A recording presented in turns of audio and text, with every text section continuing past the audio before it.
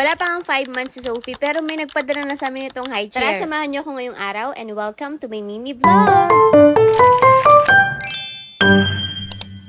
Malapit na nga mag 5 months si Sophie. Sabi ko, 1 month na lang, malapit na rin siya mag-start kumain ng mga solid. Iisip ko pa nga lang din talagang bumili ng mga high chair. Pero buti na lang talaga at meron nagbigay sa atin. Kaya nga kahit hindi pa talaga totally nakakaupo si Sophie, tara, opo, bubuin na po natin Ang ganda pa nga ng kulay na napabigay sa akin. Talagang ito yung gustong-gusto kong mga kulay para kay Sophie. Nung isang araw ko pa nga talaga gusto mag-voice over, kaso nga lang kasi nagkaroon ako ng sipon, kaya talagang sobrang singab ko. Ang hirap mag-voice over kapag merong tumutulong sipon. Balik nga tayo dito sa may video ko. Ang nagustuhan ko nga rito, bukod sa napakadali niyang i-assemble, napakadali niyang buuin. Magandang klase na rin yung mga ginamit nila sa parts para talaga magtatagal talaga siya. Ang nagustuhan ko pa rito, 2-in-1 na siya, kaya pwede siyang gamitin ni Sophie kapag medyo talagang nakakatayo na siya. Kasi pwede mo siyang gamiting chair lang talaga, or pwede mo na rin naman siyang gamiting high chair. Paano ko ba nasabi yun? Sige, para mas malinaw papakita ko sa inyo. Pero bago ang lahat, ito kasing pinakaupuan niya, meron siyang pinaka-leather na ganyan, kaya talaga medyo malambot din naman kapag inupo natin si baby. Kaya kapag talagang nakakatayo na siya, or gusto mo hindi siya gawing high chair, ilalagay mo lang yung pinaka-foot niya na ganyan, tapos ganyan yung pinaka-eksena niya. Hindi ka na nga rin dito mag-aalala kasi meron siyang seat belt. Kaya hindi rin talaga basta-basta mahuhulog si baby. After nga namin siya mabuo, ganyan yung pinaka-itsura niya. Ang cute niya, diba? Nakakatuwa nga kasi alam namin magagamit talaga to ni Sophie ng matagal. Kung feeling mo naman ayaw mo ng ganyang klase ng chair at gusto mo talaga siyang gawin ng high chair, syempre yun nga naman talaga yung purpose niya, diba? High chair nga kasi talaga to. Tatanggalin mo lang yung pinakapaan na yan, tapos ipapalit lang natin dyan yung isa niya pang pinakatubo, tapos para magiging high chair na siya. Kahit nga ikaw lang mag-isa, kayang-kaya mo itong i-assemble. Pagkatapos nga namin ilagay itong iba pang parts, ganito naman yung naging itsura niya. Isa pa sa nagustuhan ko dito, pwede mong alisin itong pinaka-pink na yan kung gusto mo naman maglaro lang si baby, or gusto mo lang siyang magsulat-sulat, kasi nga meron na rin siyang pinakalalagyanan na dyan. Tapos kapag naman kakain na ulit siya, pwede mo namang ibalik ulit itong color pink. Maganda pa dito, space saver na rin siya kasi nga pwede mo rin siyang i-fold kapag hindi mo na siya gagamitin. Kailangan mo lang i-hold itong pinaka-button niya sa ilalim para at least tumaas siya. Ganun din naman yung gagawin mo dito sa may gilid. I-hold mo lang yung kulay pink na ganyan para at least magalaw mo yung sa may pinakapaa niya. O diba, sobrang sulit nitong high chair na to. Madali mo na lang siyang i-assemble kapag gagamitin mo siya. Madali mo na lang din siyang maliligpit kapag gusto mo na siyang itago. Para nga mas makita nyo pa siya ng mas madami. Sige, bibidyohan ko siya ng iba't ibang angulo para sa inyo. Kung nag-iisip nga kayo ng ibang kulay or iba pang design nito, huwag kayong mag-alala kasi meron din sila. Pagdating naman sa delivery, mabilis din siya at saka nakasecure din yung packaging nila. Kaya kung naghahanap ka rin ng pwedeng pangregalo, ito maganda to kasi sure matutuwa yung pagbibigyan mo.